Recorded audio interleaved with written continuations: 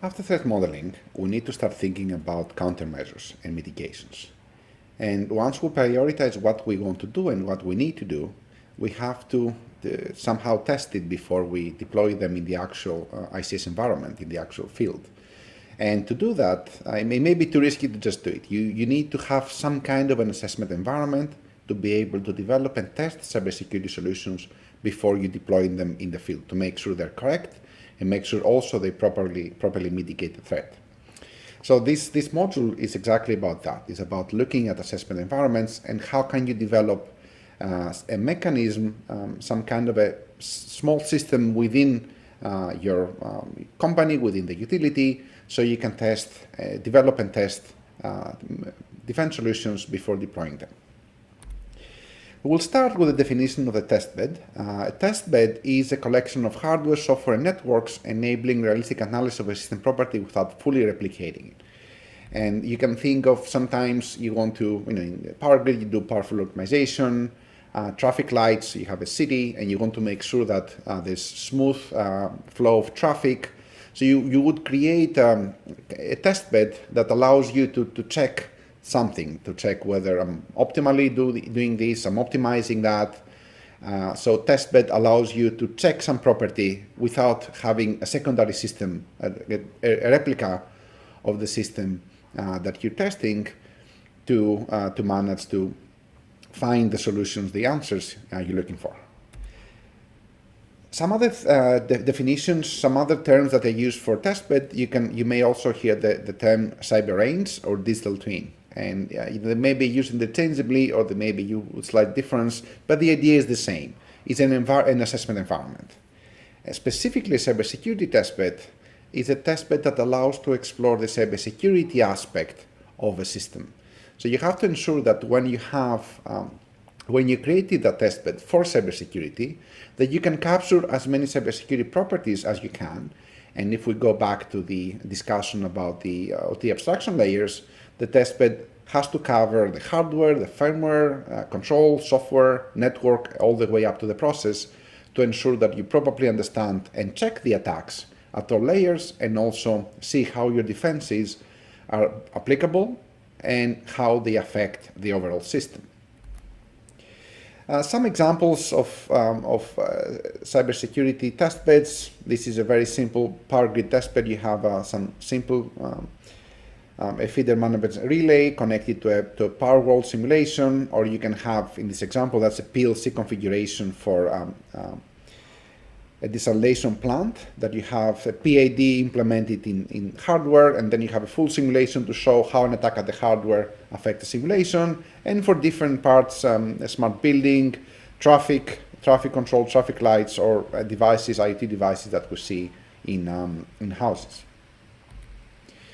So testbed, in a way, it's trying to capture the properties of the real system. So in the example of the Power Grid, you're trying to cover like a huge system such as the Power Grid that has so many different components that are geographically dispersed, generation, transmission, distribution, consumption. You try to put all these into a lab environment. And of course, you cannot do it. You cannot just create that into the lab, but within the lab, you put some hardware, you have some kind of a simulation in a computer somewhere. You have some analog inputs, some analog outputs captured by either this is a current generator creating some current. You have a data acquisition device receiving what the controller is responding with. So you take the whole system and you try to replicate some part of it that is of interest to you. And this is exactly what the testbed is. And within the testbed, you can experiment, you can attack, you can try defenses without doing it in the real system. So this is the idea behind testbed. Why cybersecurity testbed? I mentioned already, and to be very clear, it's very difficult, if not impossible, to replicate the system. You cannot have a second system that's exactly the same Power Grid, okay, another power plant, another substation, replicating another one. It's not worth the cost is tremendous, and it doesn't give you much more than what an actual testbed would give you if it's in a lab environment. So you think about something at smaller scale, but you want to still maintain realism. You have to ensure that what you're testing in the testbed maps onto the real system. And testbed can also be scalable. You can start with something, and as you can expand it based on your needs and based on your current status of the system, or maybe on your budget. So if you have more budget next year, you can keep adding devices, keep adding interfaces, keep adding models, mathematical models to your system to ensure that you're accurately capturing the security properties of your system. So testbed can be used for many different reasons. Research, development, training. So research and development, you can create new methodologies for your system. You can do research on them, or you can collaborate with universities or other industries in order to come up with new methodologies for protecting ICS, and you can test them in the testbed. You can also do training, or part of this class. Some training can be done in NYU's testbed, where you can get either certification, or you can we can go through scenarios, real world scenarios of what can happen in the real world, and how should the operator respond in a real incident, but that will be contained in the testbed, in the lab environment. We also run a few challenges at NYU. We run a few challenges at the testbeds we have to inspire students, either high school students or graduate students, to work in cybersecurity. And it's always more excited when students see actual hardware they're hacking in an actual lab environment that they can see, and they can see the effect of the actions, and then they may decide to get into cybersecurity, helping with the cybersecurity force. So testbed has to capture two components, right? It has to capture the cyber side of the system, and it has to capture the physical side of the system. What I mean by cyber, the networks, communication networks, Modbus, DNP3, any other information communication technologies that we have. Maybe we have TCP/IP in the system, Wi-Fi, Ethernet, and then the system modeling side. At the higher level, in case of the desalination plant, you cannot have a desalination process, but you may have a MATLAB model, a Simulink model, that simulates the desalination process. So you can see, if you attack a PLC that's connected to the simulation model, you can see how the model reacts and responds to the attack. So that's still on the cyber side, so the mathematical modeling of your entire system. But we do need the physical side. The process, even though it's mathematically modeled, right, it is the physical side of it. But then we also need hardware components. We need to remember the first two layers of the OT abstraction, hardware and firmware, to be able to have indications on how attacks can happen and how you can defend against those attacks. You need to have the real devices. So you need to have the real LTU, a real PLC, a real IED, to have both the hardware, firmware, and the HMI or any other software associated with it. And on top of that, it would be a good idea to add your network infrastructure, gateways, switches, modems, anything that's also part of your ICS, because we've seen many attacks affecting, the attacks will go through the network at some point. So it would be nice to see whether you can do the packet inspection, for example, to detect some advanced vectors, bumping the wire, and so many other security techniques you can apply, and you can test them in a testbed. So a testbed has to capture both the cyber and the physical side to be on the accurate side that we want it to be in order to produce meaningful results. In terms of abstractions, I mentioned a few properties already: presence of hardware or software, simulation, and these, we said you cannot fully replicate the system, but you can decide how much of it you replicate. Do you use all the hardware, or do you have mostly software-based simulations? These are the abstractions that we can discuss, and the final decision about what abstraction to take depends, of course, on the budget you have, and also on how accurate you want your testbed to be. So you can have a hardware-assisted testbed. In this case, you mostly have real-world equipment. And since you have real equipment, this has high accuracy. You have the equipment you have in the field, and you put controller hardware-in-the-loop simulations to complement and have the mathematical model behind to make sure that you can see the effects of attacks and the effects on defenses on the whole system. The other extreme would be a more software-assisted, that you mostly work on simulation models. Again, you can have a MATLAB simulation where you can see the loop, the PID controllers, and you can play with modifying the control to the PID or the parameters to the PID controller and see how the processor responds to that. And you can assume, you can map that to a control attack. But if you attack the controller in the simulation, you don't have a clear understanding about how the attack will take place in the real world. Is it exploiting the hardware of the PLC, the firmware of the PLC, the control logic of the PLC, and how realistic is its threat? Is it easier to attack the hardware or the firmware or the control?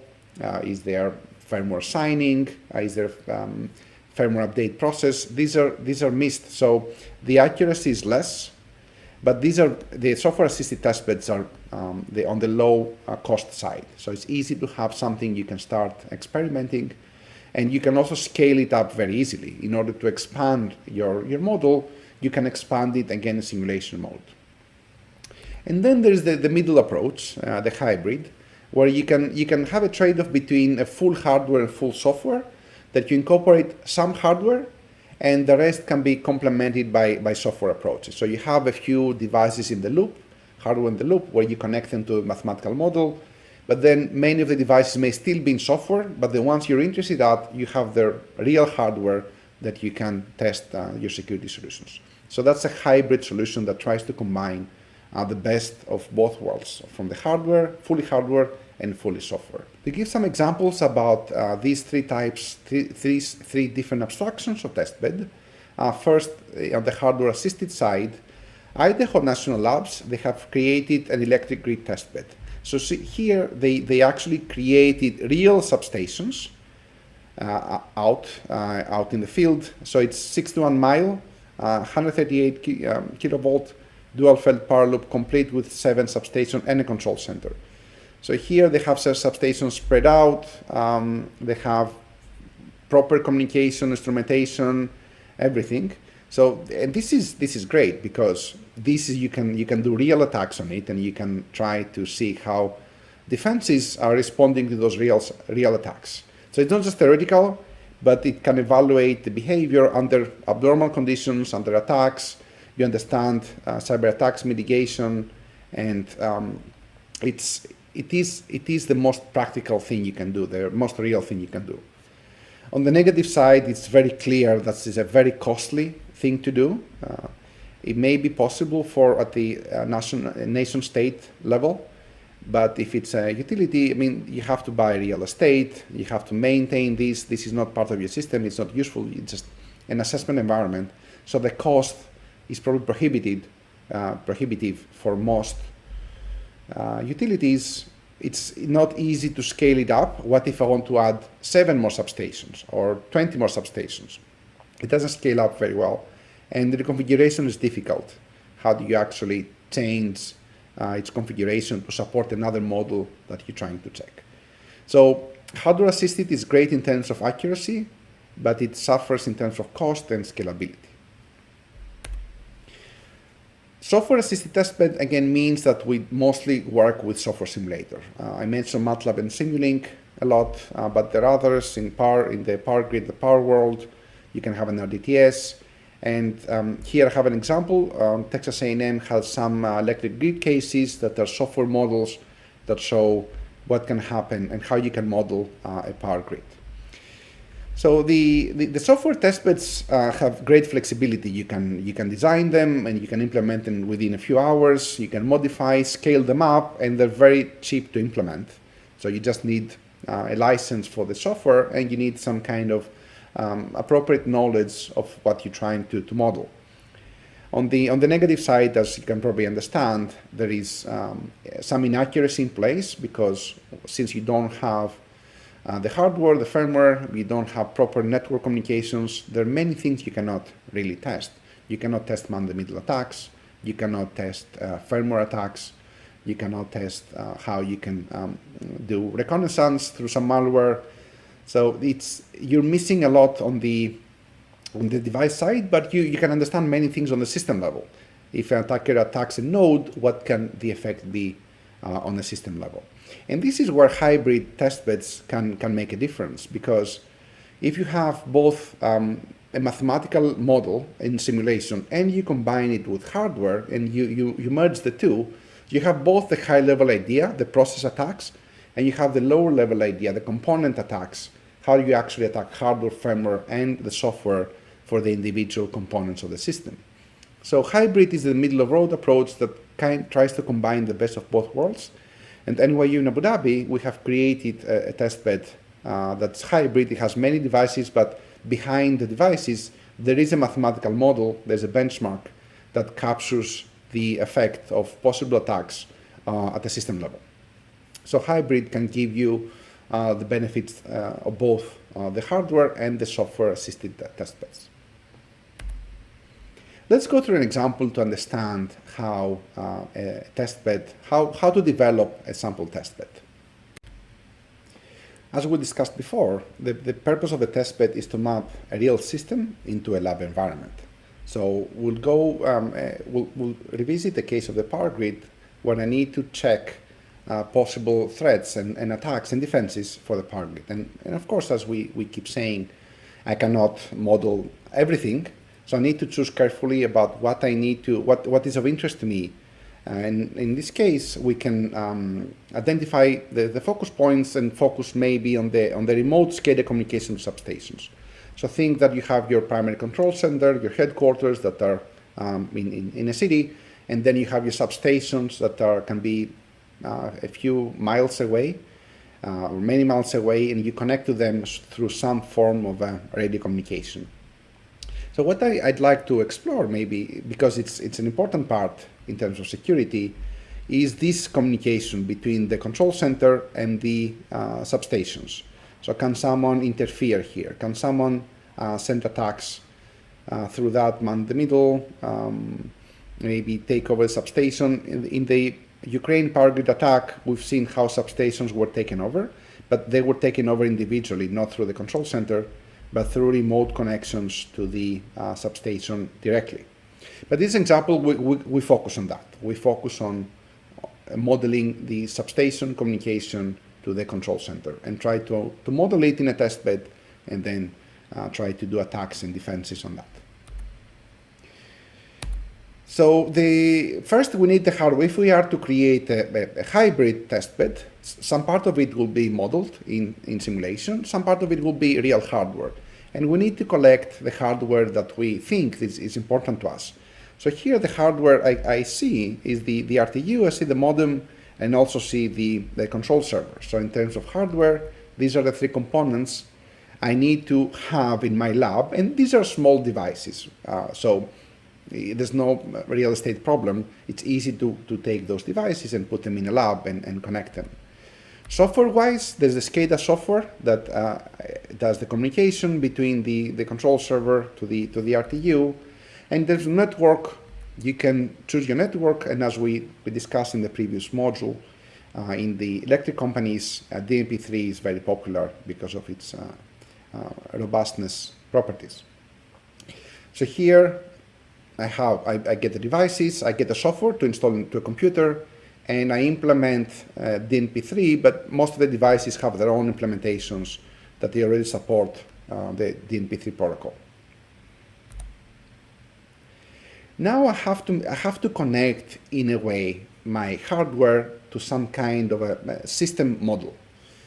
And this is very important when we do process layer testing. So when I want to understand a component attack, how does it manifest at the system level, I need to make sure that my hardware is receiving real inputs and produces some actuation that is affecting a process. And the process, the actuation will propagate to the process and will come back to the controller for further action. So in a way, I need to have real input and output in order to have appropriate process layer testing of attacks. So here, the most real thing would be to go out in the field and get the controller input and output. But as we said, we want to have a controlled environment in a lab setting.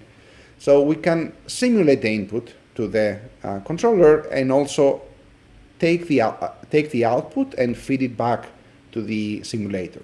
So this process, the fact that I take the hardware, my hardware is doing the compute, and it's completing the loop. So it's sense, compute, actuate. This is called hardware in the loop, because in my control loop, I put the hardware to do the computation. So it reads the input, it computes, it produces an output that's being fed back to the system. So in a way, my hardware is being inserted in the loop. This is more a term used for PLC-based configurations. That's not the case here in the power grid.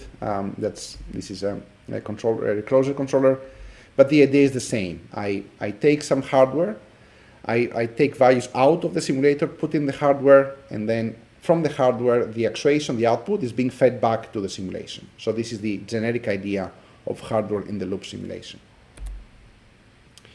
And as we said, there must be a mathematical model behind that the inputs are coming from and the outputs are going to. So I need, in the case of the power grid, I need to have some kind of a benchmark.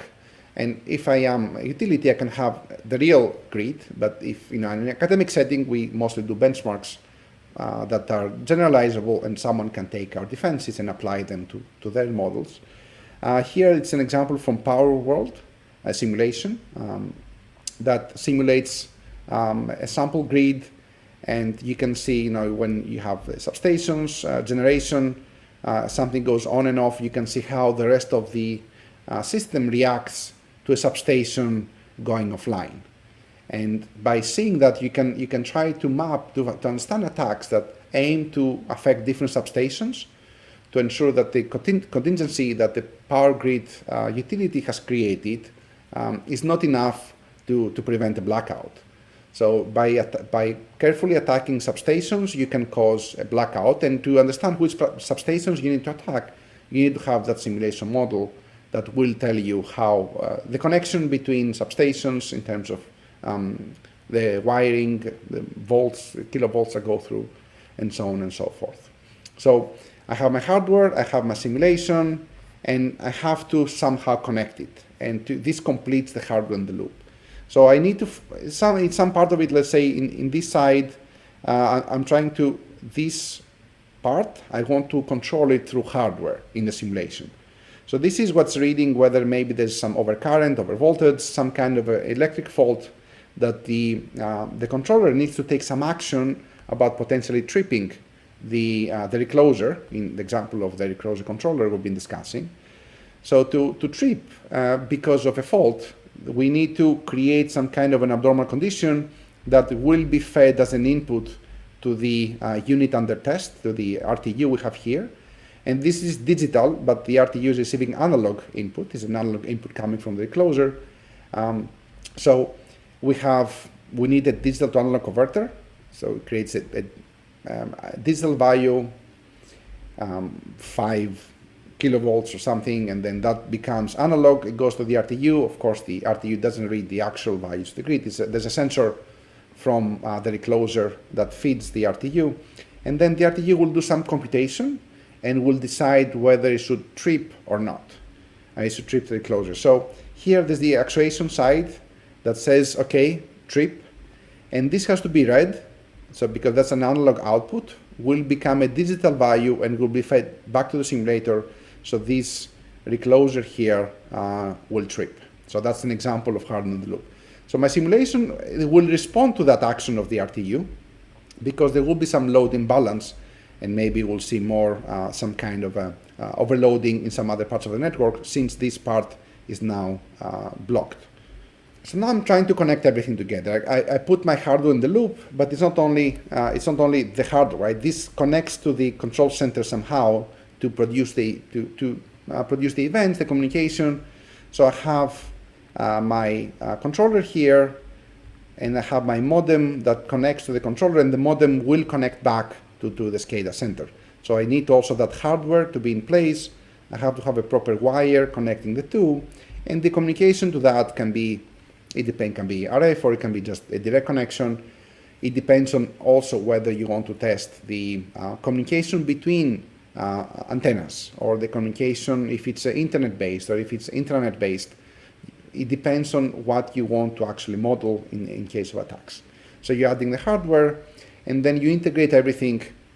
As I have in this slide, you have your simulation and you have your hardware, and some part of it you put it in the hardware will compute some action based on the algorithm it has, and then it will give the action back to the simulation through this analog to digital converter, and then the simulation will respond to the action of the controller. So that's an example of a hybrid test bed, and as we said, this is great because it's realistic. It covers all the layers. It has hardware, the hardware has the firmware, there's software running, there's control also, network connections you can have with the control center connection, and then you have the process itself being modeled mathematically. So it's realistic to an extent. It can be scaled. I can add more of this, maybe in different parts of the grid, and it's accurate to an extent. Of course, it's not the grid itself, but it's accurate enough that can model attacks and defenses at all abstraction layers.